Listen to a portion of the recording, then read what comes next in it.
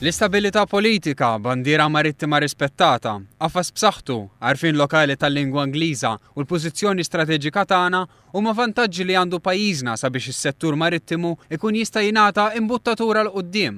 Il-Gvern jaraf l-importanza ta' dan is-settur u għaldaqstant qed jieħu inizjattivi sabiex din l-industrija f'pajjiżna tikber u tissaħħaħ. Dan kien il-messaġġ tal-Prim Ministru Joseph Muscat fit-38 konferenza Interferi.